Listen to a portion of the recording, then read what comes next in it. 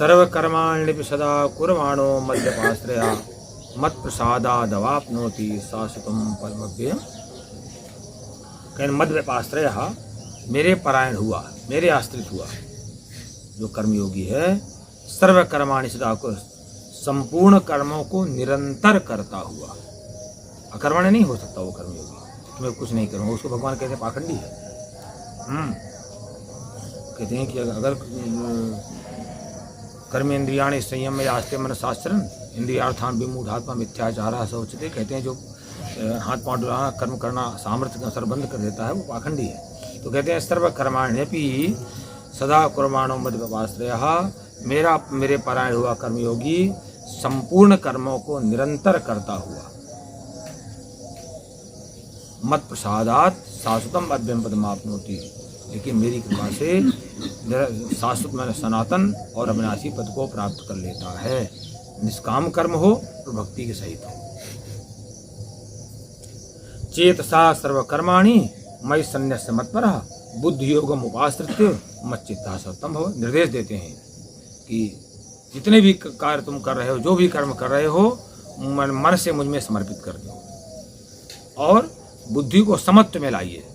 बुद्धि योगम मेरे समत्व बुद्धि को लाओ, समत्व बुद्धि का अवलंबन करके, उपाश्रित अवलंबन करके और मेरे परायण होकर के सततम मच्चित्ता भव, निरंतर मुझ में चित्त को लगाओ। इससे क्या होगा?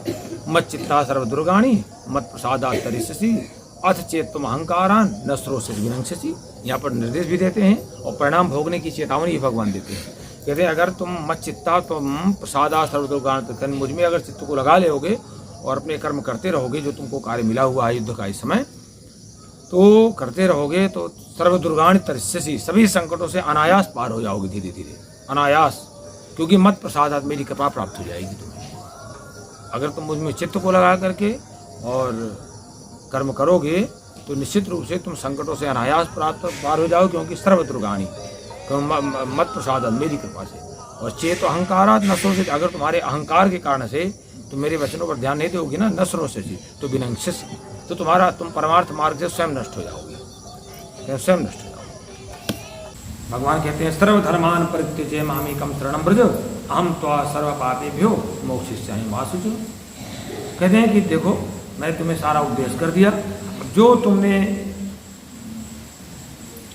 सर्वधर्मान, जो भी तुमने कर्तव्य कर्म को बना रखा है, सोच रखा है, जो करना चाहिए जो तुम्हें, तो सर्वधर्मान सभी कर्तव्य कर्मों का केवल मुझ में समर्पित कर दो और तुम अपना कार्य करो, संघर्ष करो, युद्ध करो, बाकी तुम मुझको समर्पित कर दो।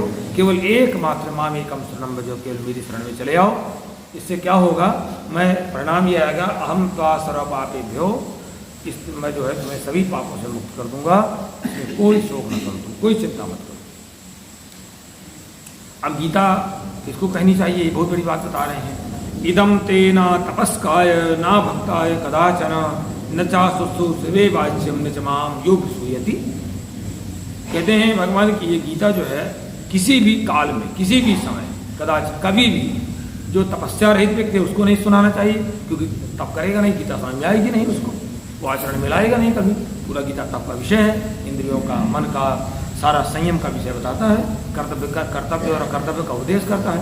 तो कहते हैं जो व्यक्ति तप रहित हो उसको बिल्कुल मत बताइए, जो व्यक्ति भक्ति रहित हो उसको मत सुनाइए, जो सुनने की इच्छा वाला ना हो उसको मत सुनाए। और कहते हैं जो माम अभिसूयति, जो भगवान में भी दोष दृष्टि देखता है, कर्म तुम्हारे खराब है, कहते भगवान ने मेरे साथ कर दिया, दोष दृष्टि भगवान पर दोष देना है।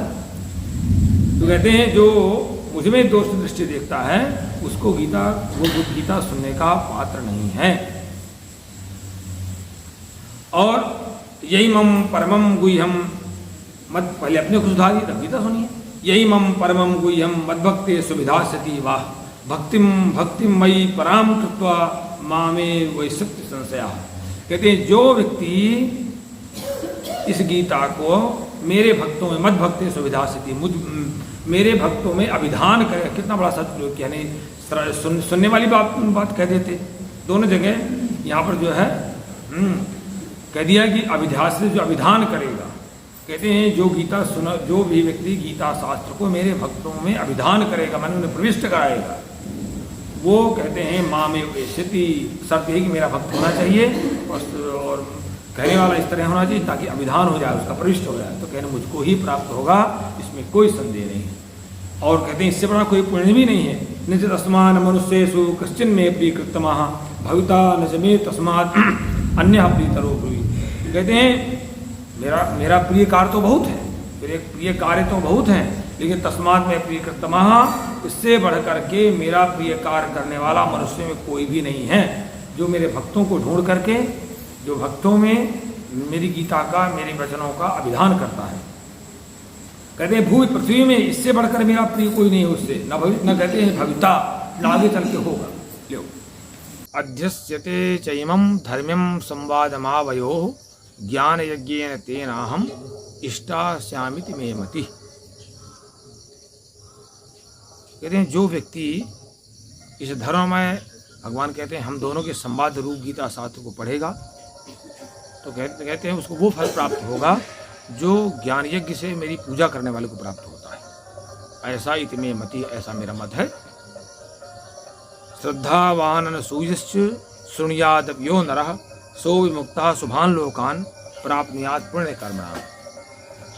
कहते हैं जो व्यक्ति श्रद्धावान हो करके और अनसूय, दोष दृष्टि से रहित हो करके, एक दोष होता है असूया, असूया में केवल हम जो है केवल दूसरे के गुणों में भी दोष देखते हैं, उसमें गुण भी हैं, गुण नहीं दिखाई पड़ते, उसको गुणों में भी हम दोष देख लेते हैं, उसको कहते हैं असूया दृष्टि।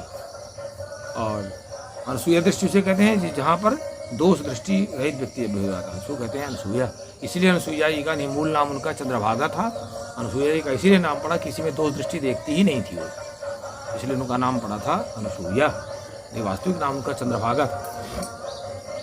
तो कहते हैं कि जो व्यक्ति श्रद्धावान होकर के और दोष दृष्टि से रहित होकर के इस गीता का श्रवण भी करेगा तो कहते हैं सह विमुक्तः, वो धीरे धीरे पापों से मुक्त हो जाएगा, दोषों से, विकारों से मुक्त हो जाएगा और पुण्य कर्मणाम शुभान लोकान प्राप्नुयात्, और जो स्थान पुण्यात्माओं को मिलता है, उत्तम कर्म करने वालों को मिलता है, वो उसको धीरे धीरे प्राप्त हो जाता है। कच्चिदेत अच्युतम पार्थो तो एकाग्रेण चेतसा कश्चिद ज्ञान सम्मोह प्रणतस्ते धनंजय।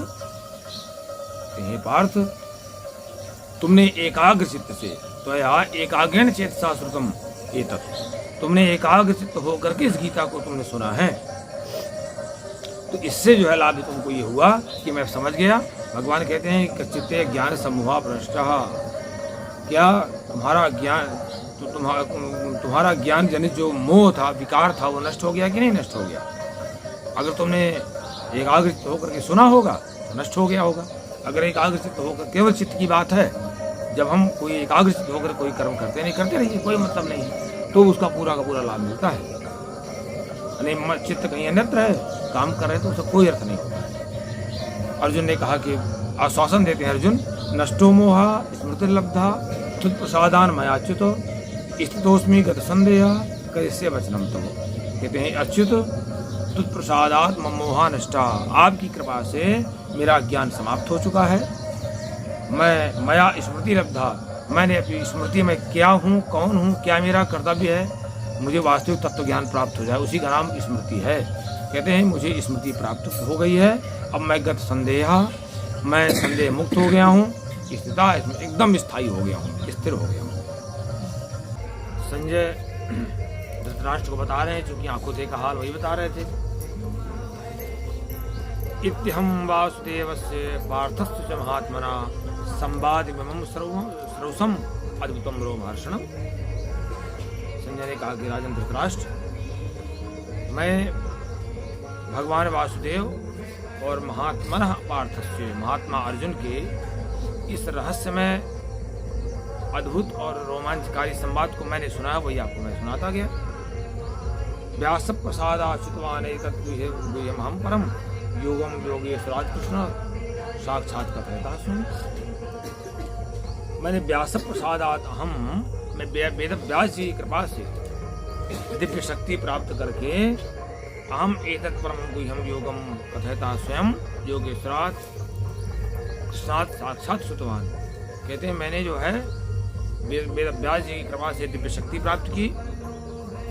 दिव्य दृष्टि नहीं प्राप्त की, दिव्य शक्ति। दिव्य दृष्टि में तो सुनते गए थे, देख पढ़ सकते थे, गलत तरीका है दिव्य दृष्टि प्राप्त की। दिव्य शक्ति प्राप्त करके मैंने इस गोपनीय रहस्य को, गोपनीय ज्ञान को भगवान के मुख से कहते हुए और मैंने स्वयं सुनते हुए मैंने अपने कानों से सुना है, वही मैं आपको बता रहा हूँ। तो कहते हैं राजन संस्मृत संवाद अद्भुतम केशवार्जुन यो पुण्यम श्याम से मुर्मु। कहते हैं राजन केशवार्जुन यो हो एवं पुण्यम से अद्भुतम, ये जो है बहुत ही अद्भुत संवाद है, बहुत ही रहस्ययुक्त है। इस संवाद को मैं जितनी बार स्मरण करता हूँ ना, बार बार मुहुर्मुहुर हर्ष्यामि, मैं बार बार हर्षित होता हूँ, बार बार हर्षित होता हूँ। गीता की पूर्णता का श्लोक है संभार के क्रम में। यत्र योगेश्वरा कृष्णो यत्र पार्थो धनुर्धरा तत्र स्त्रीर्विजयोर्भूतिर ध्रुवा नीतिर मतिर्ममा। संजय धृतराष्ट्र से कहते हैं कि राजन, मैंने समझ लिया है जहाँ पर भगवान कृष्ण हैं और जहाँ पर धनुर्धारी गांडीवधारी अर्जुन है, वहाँ पर श्री भी है, विजय भी है, विभूति भी है। ये कहते हैं मेरी ध्रुवा नीति, ये बिल्कुल मेरा स्थायी रूप से मेरा मत है, ये आप समझ लिया, बिल्कुल घोषणा कर दिया गया, मैंने समझ लिया। इसका तात्पर्य ये होता है कि जहाँ पर भगवान की भक्ति और गांडीवधारी अर्जुन का तात्पर्य पुरुषार्थ, माने भक्ति और पुरुषार्थ दोनों एक साथ होना चाहिए। वहीं पर आपको श्री मिलेगी, वहीं पर आपको विजय मिलेगी और वहीं पर आपको विभूति मिलेगी। ऐसा नहीं होता कि भक्ति भक्ति में लगे रहने, दोनों निरंतर भक्ति और पुरुषार्थ, ये श्लोक इस बात का प्रतीक है। ओम तत्सदिति श्रीमद्भगवद्गीता ब्रह्म विद्यायाम योगशास्त्रे श्री कृष्णार्जुन संवादे मोक्ष संन्यास योगो नाम अष्टादश। हरि ओम तत्सत्। हरि ओम तत्सत्। हरि ओम तत्सत्।